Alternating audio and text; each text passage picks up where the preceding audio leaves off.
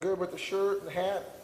What do you guys think? Forward, back. Yeah, but can you, I was gonna say, can you pop it up a little bit just so there's less shadow on your face? Yeah.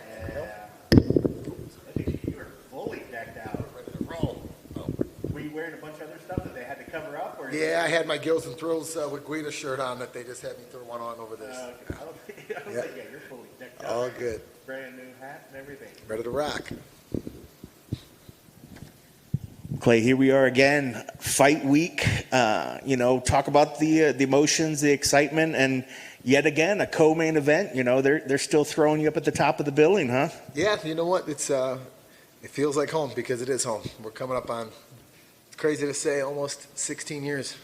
In 2006, UFC 64, October 14th. It's a date that'll stand out in my head forever, and it's wild to believe and think that we're still plugging away better than ever, and it becomes more fun. Fight week gets better, and now that we have a little more freedom, this is the first fight I've been in since 2020 when they started doing the quarantine fights, I call them, if you will, that we actually get to go out and wander around Vegas a little bit, and we're not held captive, at the host hotel. So it's great to get things back to normal, and this fight's going to be just like back in the day. You're going to see the old school caveman Carpenter dude out there swinging the hammers and bringing home a victory. I dig it. I think a lot of times we forget, about, that whole fight week. You guys are isolated. You guys are set away. How important is it for just your mindset of the overall fight week to be able to get out of that room, to be able to walk around, to keep you at ease? I think we just assume, they're always ready to fight. They're always ready to fight. But I'd imagine that most of us, if we were stuck in a room, are not going to be performing at our best because we're not feeling the best. But now that you are out and about, does that give you an extra ease during this fight week that you maybe didn't get to feel the last few events? Absolutely. That's a good point. I believe that a true athlete, a true competitor, no matter your surroundings, no matter whatever is around you, you're going to be able to go out and compete no matter what, whether it's in front of one fan or 10,000 fans or a screaming stadium or an empty stadium. And that's just how we're wired because of, for me and my coaches, Danny Castillo, and our other wrestling coaches, simply because the sport and the love of wrestling and the love of competition.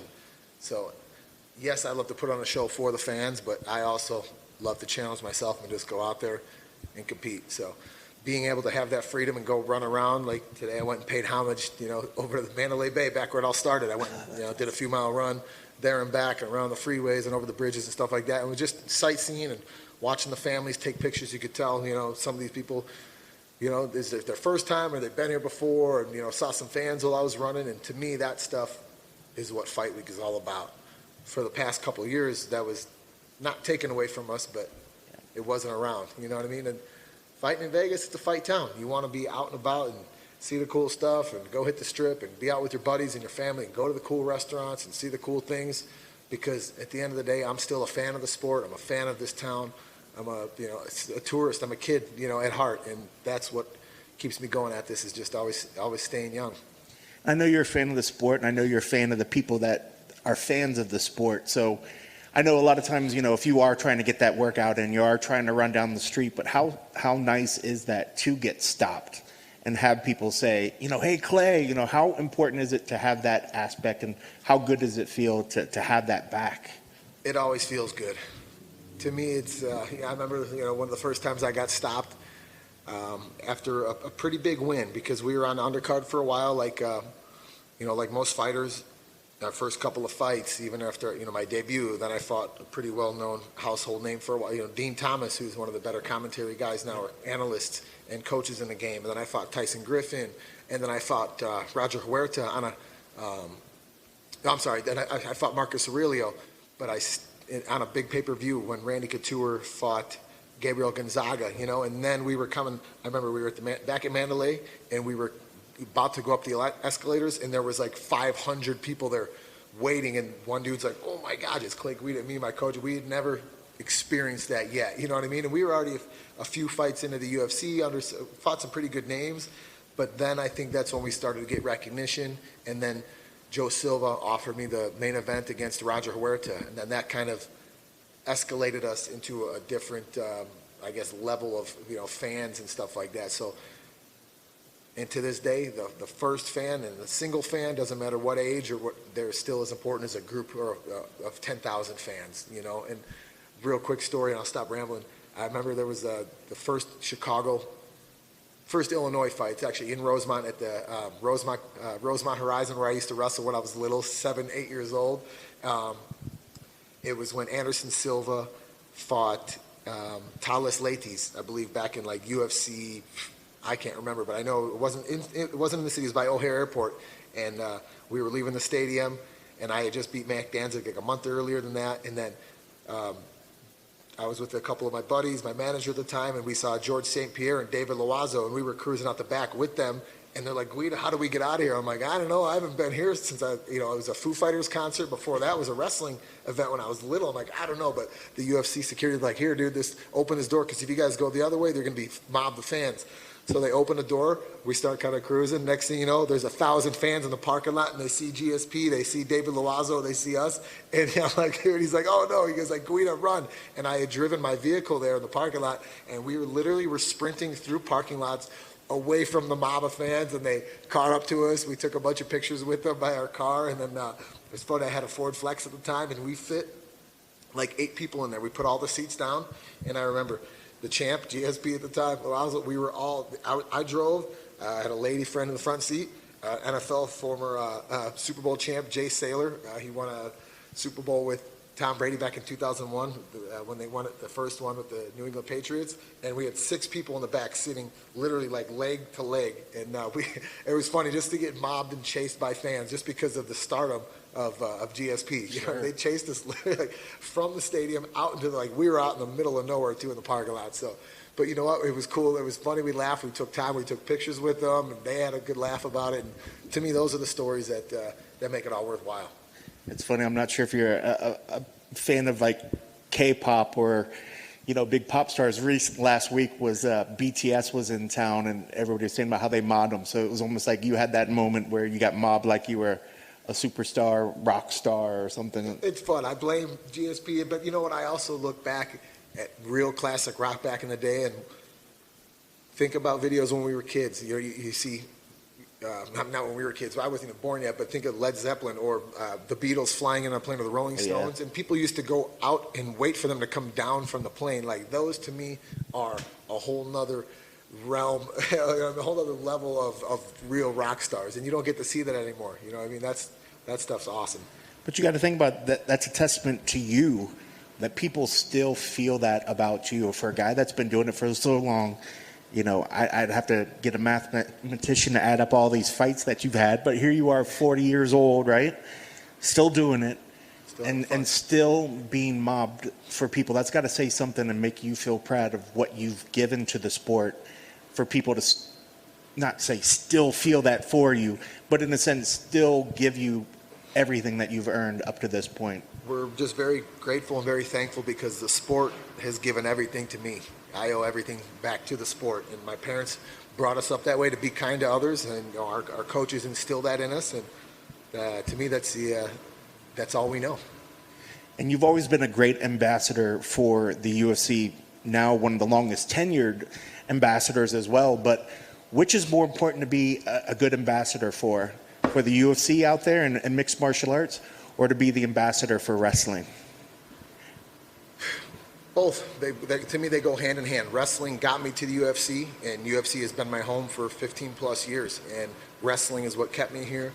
It built me. It helped give me confidence. It helped me as a competitor in other sports too. Wrestling helped me in baseball. It helped me in football. It helped me, socially. It helped me in business and family and things like that. And the UFC, has been so supportive of us and our family and our team. And so it goes hand in hand. And eventually I will ask you about your opponents, but one last question on wrestling. Where do you feel in the United States, before I ask you about the world, where do you feel that some of the best wrestling in the States is happening? Is it in the South? Is it over in the East? Where's the best wrestling happening in America right now? It's a combination of the East Coast, Pennsylvania, Ohio, and I believe Illinois is right up there, top 3, top 5. And then another state that's always been one of the best is California. They have a one-class system, some of the toughest, most slick wrestlers ever. So I'll say California's top 5 with Illinois, but Pennsylvania, Ohio, and obviously Iowa, New York, but you get different styles. You know, you get the grinders, the guys that ride on top out east and in the Midwest, and then you get the slicksters and the takedown guys, and very good on their feet and very creative out on the West Coast. And if you guys don't know, next week is the U.S. Open, the Senior Nationals, which is going to be some of the best talent in the U.S. vying for a spot on the world teams and eventually the Olympic teams in this next circuit. Any names that somebody should pay attention if they watch that one? Man, some of my favorites, Yanni Diamakahalis, Dayton Fix, who's with Vayner Sports, our same management company, Jaden Cox, Kyle Snyder, Alex Deeringer, Zane Rutherford. Burroughs might be competing. Burroughs might already have a seed because he just won his Worlds again. David Taylor, Kyle Dake, the list goes on and on. There's a bunch of guys I used to help out at Montini Catholic and help out at Izzy Style Wrestling. So he'll have a bunch of up and comers and a bunch of studs that are competing too. So yeah, keep an eye out for those guys. And man, I can't wait to catch some wrestling next week as well after a big win. Awesome. I guess jumping into this one, when you're given this name, when you're given this matchup, did you know anything about him, and what were your initial thoughts when you got this fight? I don't think my coaches or any of us really had a clue about him, except we found out that he fought on the same card as we did December 4th. That he fought Gritzmacher, and Yep. It was really hard to find film on him actually for a while. I was only able to find the first round of that fight. We had to do some digging, do some research, found some film, and yeah, definitely poses similar threats that every tall, lanky athlete, southpaw that we fight does. You know what I mean? Everyone's taller than us, everyone's bigger than us, most of them are faster than us, most of them, all of them are younger than us, but I'll always take experience, I'll always take wrestling over any martial art. Now, he also seems like a guy that comes in and he wants to tout the youth. The youth will prevail over the older guy. You know, he gives you credit for your cardio, gives you credit for your wrestling, but besides that, he feels that his strengths are better in every other area, but he also was quick to tout the youth. Is that kind of the mistake of youth, to always say that, oh yeah, you might be young, you might be pretty, but that doesn't win the day? Yep. No, I wouldn't say that's a mistake by them. I think that's confidence. That's a good sign of, you know what I mean, of an athlete, of a championship mindset. So good for him. And you know what? Most of my opponents are more polished. They have better form. They have better technique than I do. But when it comes down to it, it's just a cage fight, man. And when you get in there with a junkyard dog like myself, man, it's going to be an ugly fight, and we're going to get our hand raised. Somehow, I'll always take experience over youth. And looking quickly on just like what are some of his submissions, he seems to be dangerous on the ground. He's got knee bar, rear naked choke, arm bar.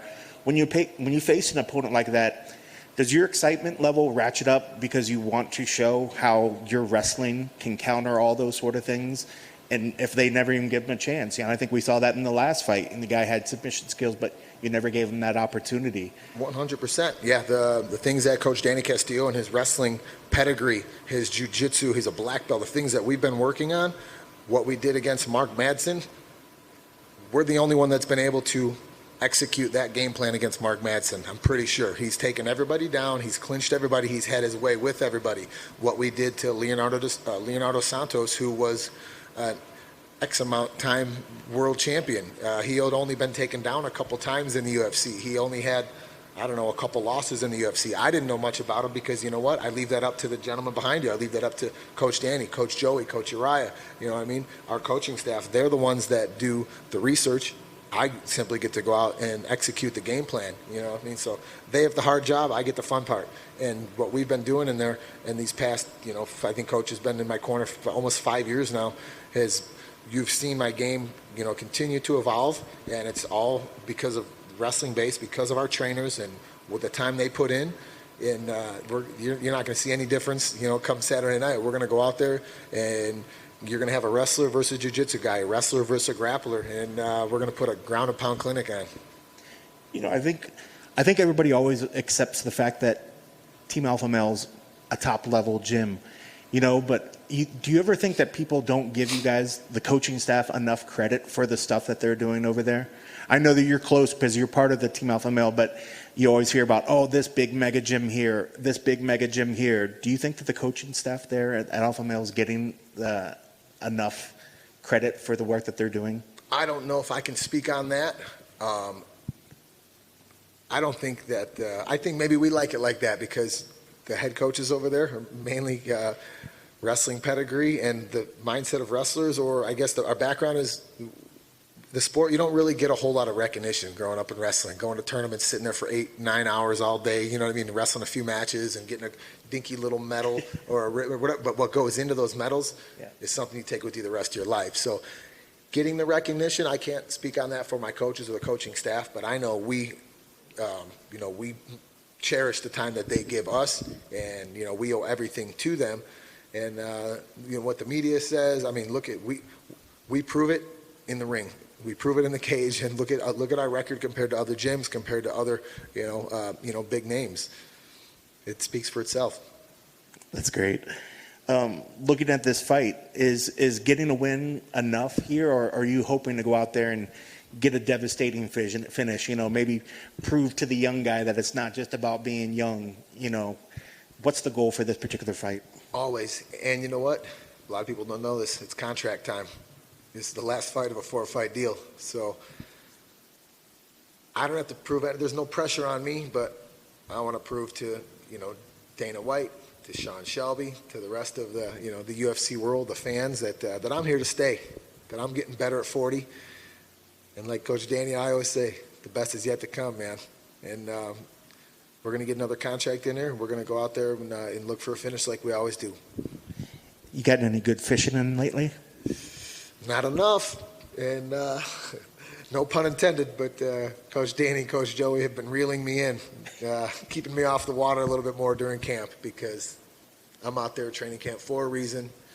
They know when I need to go get on the water a little bit, and they'll kind of let the line out, if you will, a little bit, and they can tell when I'm getting antsy and I need some time on the water. So, but we're there to win fights. I love Sacramento because I can pick up and go fishing within a half an hour. You know what I mean? But yeah, we're there to just ride this thing into the sunset, man. Being in the gym is where I need to be. Your pun game was very, very strong. I like that. I guess last thing for me, keys to the victory on Saturday. What do you need to do to make sure that you get your arm raised in victory? Just be the dude, man. High pace, go out there, wrestle, show them what 40 plus years or 30 plus years of wrestling is all about. That's awesome. Best of luck. Thank you so much. Hey, Clay. How you doing? Bit of a weird question for you maybe, but you mentioned experience over youth earlier. So if you were presented with a 21-year-old version of yourself, could you kick that guy's ass? 100%. Because I know I was probably drinking a beer at 21 during fight week, and now I'm just drinking water. So just more clever now. We've got more experience under our belt, obviously. And I'm in much better shape now at 40 than I was in 21. And in 21, I was working on a fishing boat in Alaska. So now I'm on a training mat every day. At what age do you think you might struggle against yourself, where physical prime might outweigh, skill development, that junkyard dog mentality you said you have and can bring, and the experience? It's tough to say. I started competing my first fight when I was 23, but I really, dove into MMA when I was 24, 25. We had a bunch of fights, and I was in the UFC right before I turned 26. So that grit, that hunger, wanting to get to the UFC and be the best, and submerging yourself into MMA, what I mean, is I believe I have that at that time at 25 or 26, and I have that. I've reinvented myself and rededicated myself now at 40, and I'm in better shape now than I was at that age. So, like I said, I'll take experience in wrestling over youth. It seems like this sport's so young that it evolves nearly constantly. So since you made your debut almost 20 years ago, what have been the biggest changes you've seen in the sport, maybe more from a technical side rather than the obvious popularity growth? 100%, yeah. The technical, it's not the wrestler versus striker or grappler versus kickboxer anymore. It is MMA guy versus MMA guy or something like that, or world champion jiu-jitsu guy who can strike, who is also a very good Muay Thai, specialist now against maybe a collegiate wrestler who's got very good striking. So it's neck and neck now. And you know what? It's amazing to see what guys like, Usman and these champs have done, because even though he's been winning in in fine form and good fashion. But look at, Colby and some of these guys, they're right there. I don't think it's that much of a gap. At least for the champions, to the top 2 or maybe the top 5 guys. That's just kind of how I look at it. I think on any given day, anyone, in any weight class can regain that title. You know what I mean? So there's just a couple of guys. I think that maybe are levels above, and maybe could be Usman, maybe Francis. Ngannou. So it's fun to see the sport right now, because the talent pool is just changing so quickly, and everyone's getting better. I mean, you mentioned those guys, and it's like we've seen pockets of extreme talent come from West Africa. Obviously, the Dagestani guys. I feel like the London show a few weeks back was a showcase of where the British MMA scene is at. Do you feel like that might be the next thing we see in the evolution of the sport, where a new region comes through to kind of, put together a champion that we might not have seen from that country or something like that? Is that where you think the sport might go next? I would like to see it. It's amazing to see, honestly. Israel Adesanya was a guy that I wasn't that sold on for a long time. I was like, this guy, looking at his body style, I'm like, this guy is finishing wrestlers and submission guys, and I wasn't sold on it until he did it to, Yoel Romero and Whitaker. I'm like, all right, he's the real deal. You know what I mean? And he makes it look easy out there. John Jones, to me, is the Michael Jordan of MMA. He'll always be the best. Him and Fedor Emelianenko, my all-time favorite fighter of all time. Those guys I hold up, on a whole different level. But to me, they were eons above, their time. But now I think the talent level, it's getting even closer and closer every event. And I might be about to answer my own question here, because it seems like you just love coming back and putting on a show. Is that your biggest motivational driver, to keep doing it at 40 years old, 58 fights? Absolutely. It's like I said, I love to compete. That's the wrestling in me. That's the athlete in me, and I just love to challenge myself. Coaches know every time we get a new opponent, I'm probably either going to be the underdog, or they probably have a higher skill set than me. But the coaches, we find a way to win. They set the game plan, I get to execute it. So it's more of a challenge to myself, and then being thankful that I get to go out there and put on a show and compete in front of my friends and family and people around the country and around the world. Awesome. And circling it back to fight night, we were speaking to your opponent earlier, and he was saying that should he win Saturday, you would be by far the biggest name on his record. So thinking of that, what do you think you bring to the octagon that he will never have seen before in his life? Pace, ferocity, intensity, and we're the cardio king. That's what it comes down to. Best of luck on fight night. Thank you guys so much.